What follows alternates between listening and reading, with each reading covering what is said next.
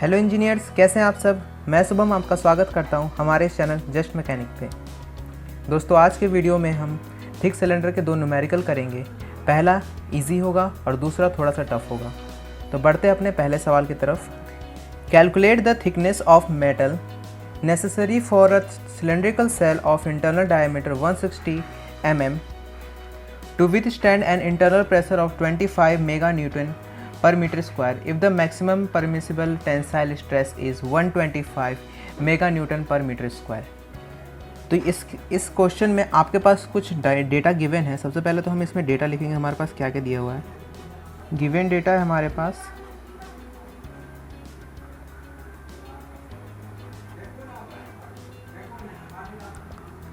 पास है सबसे पहले इसका इंटरनल डायमीटर।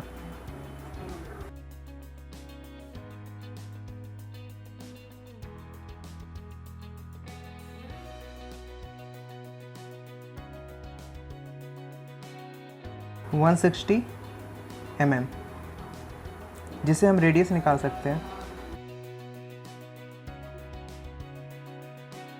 80 mm, जो कि होगा आपका 0.08 मीटर।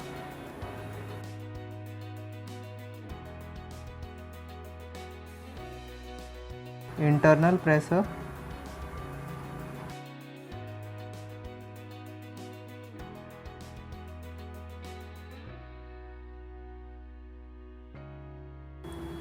25 मेगा न्यूटन पर मीटर स्क्वायर, और हमारे पास है मैक्सिमम परमिसिबल टेंसाइल स्ट्रेस, जो कि हमारे पास है 125 मेगा न्यूटन पर मीटर स्क्वायर। ये क्या चीज़ है? तो ये आपका सिग्मा सी है, सिग्मा सी मैक्स। कितना दे रखा है हमारे पास? 125 मेगा न्यूटन पर मीटर स्क्वायर।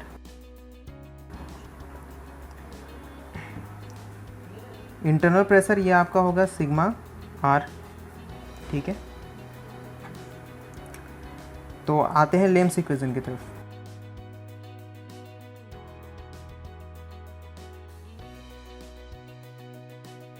लेम्स इक्वेशन क्या है आपका? Sigma R is equal to B by R square minus A, और sigma C is equal to B by R square plus ए।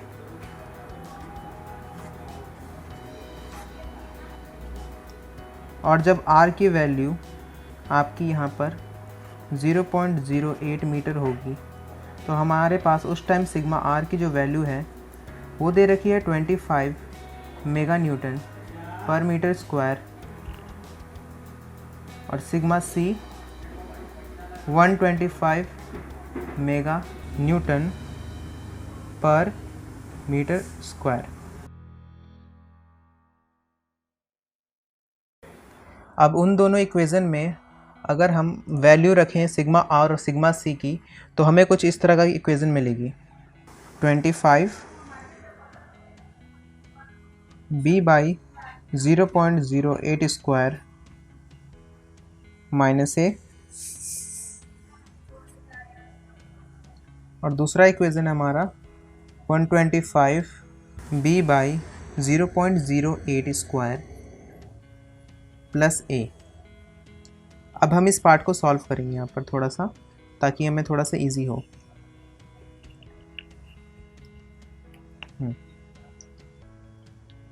तो हमारे पास है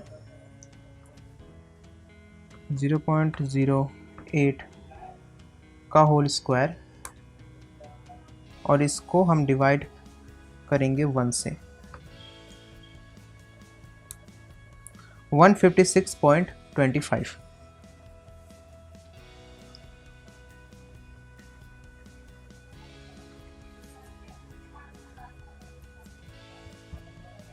और यहाँ पर भी सेम है 156.25 बी प्लस ए। और अगर हम इन दोनों इक्वेशन को इक्वेट करें और आपस में सोल्व करें, तो हमें ए और बी की वैल्यू मिल जाएगी। ए और बी की वैल्यू अब हमें मिल जाएगी अगर हम इन दोनों इक्वेशन को सॉल्व करें। तो अब हम इनको सॉल्व करते हैं।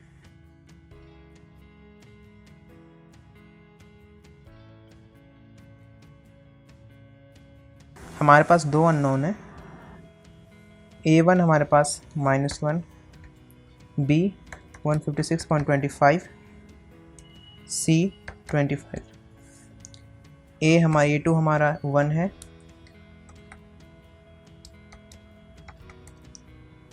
B2 हमारा 156.25 और C2 हमारे पास 125। तो हमारे पास जो A निकला वो निकला है 50 और जो B निकलेगा वो है आपका 0.48। ये तो हमने की R1 पे वैल्यू की। अब R2 पे देखा जाए, R2 पे हमें एक चीज़ पता है, यहाँ पर जो केस था उसमें एक्सटर्नल प्रेशर नहीं लग रहा है। इस क्वेश्चन में जो एक्सटर्नल प्रेशर वो नहीं लग रहा है, तो हम यहाँ पे सिग्मा आर लेंगे, सिग्मा आर 0 R2 पे। अब हम इसको सॉल्व करेंगे लेम्स इक्वेशन की मदद से। तो हमें पता है सिग्मा आर हमारा होता है B/R² - A। सिग्मा आर की वैल्यू वहाँ पे 0 है, B की वैल्यू हमारे पास 0.48 है, R की वैल्यू हमारे पास R² है 2 और -50,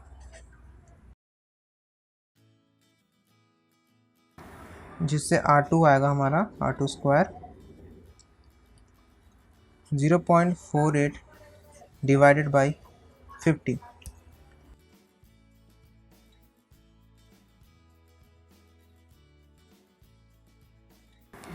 तो 0.48 डिवाइड बाई 50 और इसको हम करेंगे अंडर रूट इस आंसर का। तो हमारे पास जो वैल्यू निकल के आ रही है R2 की वो है हमारे पास 0.0979, जो कि अप्रॉक्स 0.098 मीटर है।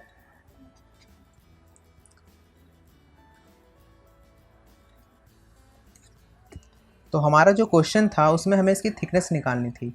तो थिकनेस निकालने के लिए हम अब इन दोनों, जो हमारा पहला रेडियस था और दूसरा रेडियस था, उसका हम डिफरेंस लेंगे।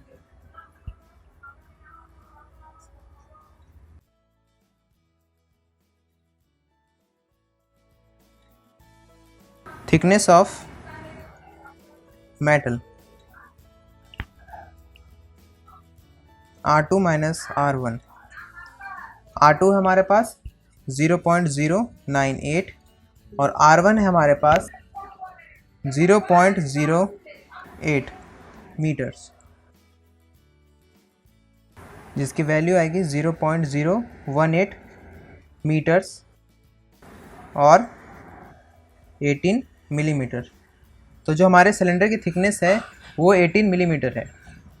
तो चलते हैं अपने दूसरे सवाल की तरफ। अगला सवाल है, a thick cylinder of 150 mm outside radius and 100 mm inside radius is subjected to an external pressure of 13 meganewton per meter square and internal pressure of 16 meganewton per meter square. Calculate the maximum shear stress in the material of the cylinder at the inner radius. इसमें हमें maximum shear निकालना है cylinder के inner radius पे। तो हमारे पास जो जो चीज़ें गिवन है पहले वो लिखते हैं। तो हमारे पास पहले दे रखा है आउटसाइड रेडियस R2 150 mm, जो कि होगा हमारा 0.15 मीटर।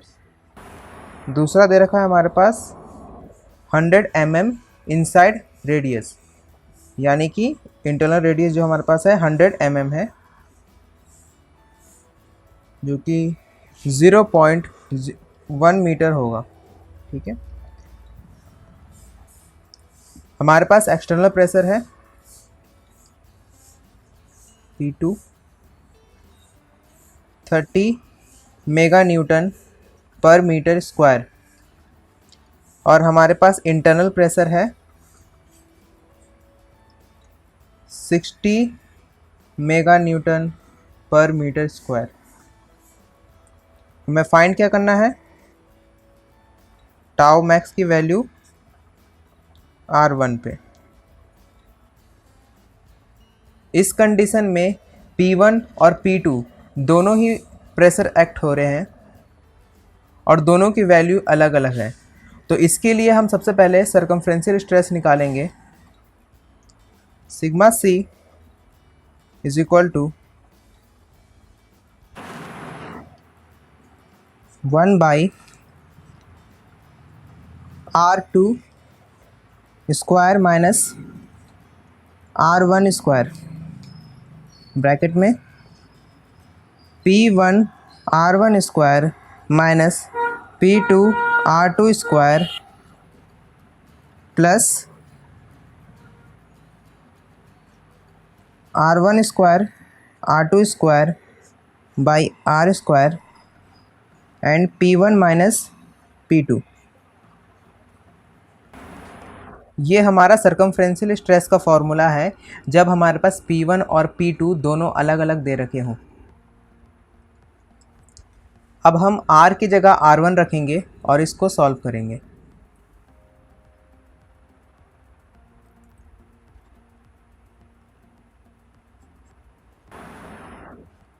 R की जगह R1 रखने पर बाकी सारी चीज़ें सेम,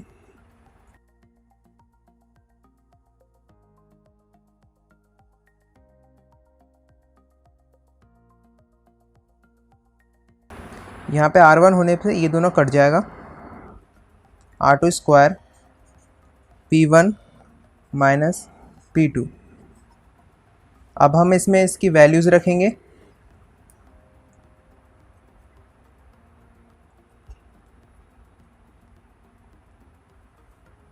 R2 स्क्वायर हमारे पास है 0.15 स्क्वायर माइनस R1 0.1 स्क्वायर।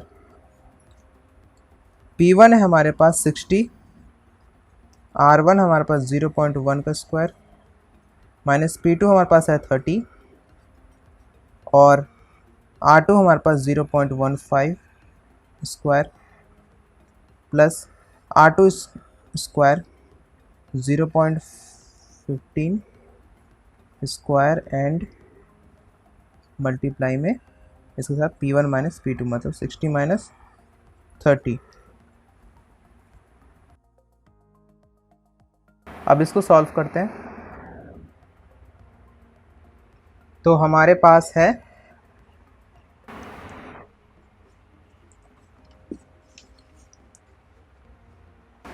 0.15 का स्क्वायर माइनस 0.1 का स्क्वायर। इसको सॉल्व करते पहले।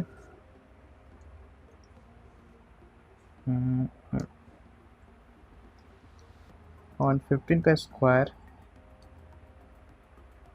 माइनस 0.1 का स्क्वायर 0.0125। तो इसको लिखेंगे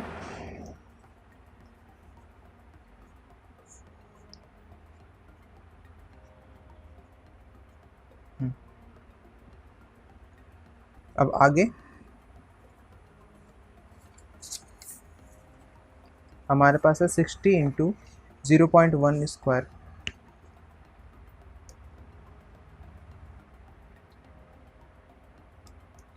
इंटू 0.1 का स्क्वायर माइनस 30 इंटू 0.15 का स्क्वायर देन प्लस 0.15 का स्क्वायर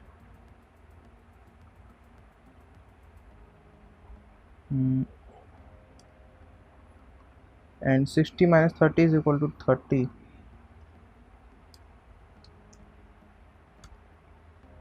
तो हमारे पास वैल्यू आई है 0.6 सॉल्व कर इसको हटाते पहले, ये मल्टीप्लाई होगा 0.6 से। अब हम इसको करेंगे सॉल्व। थोड़ा सा आंसर को हमें डिवाइड करना है 0.5, ठीक है। इससे वैल्यू हमारी आई है 48 मेगा न्यूटन पर मीटर स्क्वायर। पॉजिटिव है इसलिए टेंसाइल है। अब आते हैं रेडियल स्ट्रेस पे। तो रेडियल स्ट्रेस का जो हमारे पास फॉर्मूला है वो है 1/r2² माइनस r1²। अब p2r2² minus p1r1² plus r1² r2/r² जैसा कि पहले भी था, और p1 माइनस p2। दोनों फॉर्मूले और लगभग सेम ही है। अगर आपको एक ही याद हो जाता तो आप दूसरा भी आराम से याद कर लोगे। अब हम इसमें r की जगह r1 रखेंगे, जैसा कि पहले भी हमने किया।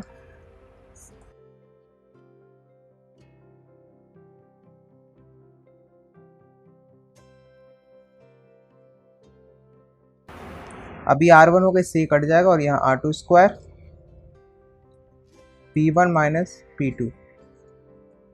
अब हम इसमें वैल्यूज रखेंगे। हमारे पास r2 है 0.15, r1 है 0.1।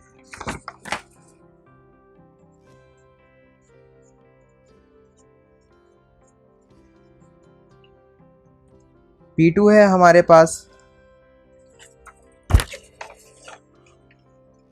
30 मेगा न्यूटन एंड p1 है 60 मेगा न्यूटन।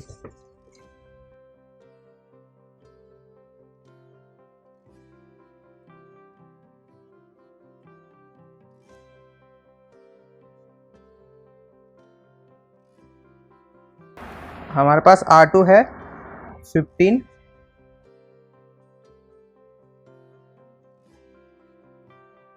एंड देन यहाँ पे मल्टीप्लाई होगा 60 minus 30, P1 minus P2।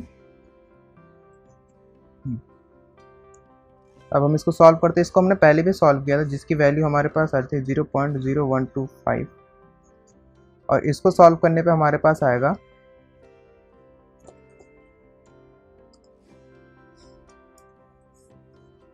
30 multiply by 0.15² minus 60 multiply by 0.1² plus 0.15² multiply by 30।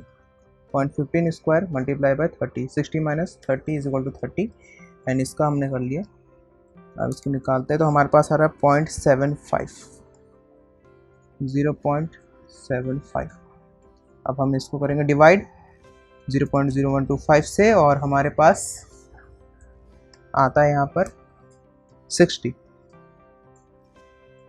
हमारे पास यहाँ पे 60 मेगा न्यूटन पर मीटर स्क्वायर। यहाँ पे वैल्यू पॉजिटिव है, तो आप बताओ कि यहाँ पे टेंसाइल होगा कि कॉम्प्रेसिव होगा। हम यहाँ पे रेडियल स्ट्रेस की बात कर रहे हैं। मैंने आपको पिछली वीडियो में बताया था कि जब रेडियल स्ट्रेस के केस में अगर जो हमारी वैल्यू है स्ट्रेस की पॉजिटिव आती है तो कॉम्प्रेसिव नेचर का होता है, ये कॉम्प्रेसिव नेचर का होगा, और हमारा ऊपर वाला टेंसाइल नेचर का था। अब हम निकालेंगे इसका maximum shear stress.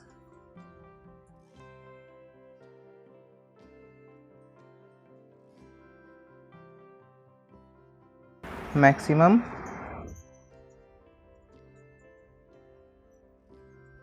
Shear stress tau max at R1। तो ये हम मोर सर्कल से भी कर सकते हैं, और ये एक जनरल फॉर्मूला भी है इसका। आपको मैं ये डायग्राम के साथ बताता हूँ थोड़ा सा।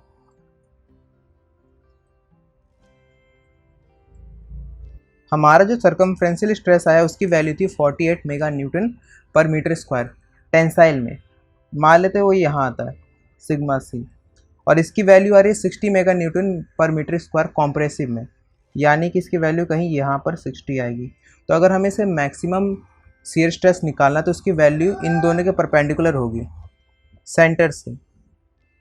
तो हमें मोर सर्कल बनाते हैं इसका, तो कुछ लगभग इस तरह का मोर सर्कल बनेगा इसका। तो जो इसकी मैक्सिमम वैल्यू होगी शियर की, वो होगी यहाँ पर। इसके अगर मैक्सिमम वैल्यू निकालनी है तो हम क्या कर सकते हैं, इन दोनों का मीन निकालना पड़ेगा। तो मीन क्या होगा हमारे पास 48 प्लस 60 डिवाइडेड बाई 2। 60 एंड 48 को ऐड करने के बाद अगर 2 से डिवाइड कर देंगे तो हमें इसकी लेंथ मिल जाएगी, जिसका रेडियस मिल जाएगा। वही हमारे पास होगा इसका मैक्सिमम शियर स्ट्रेस। इसको सॉल्व करेंगे तो हमारे पास आएगा 108/2 जो कि होगा 54 मेगा न्यूटन पर मीटर स्क्वायर। तो यही आपका आंसर है।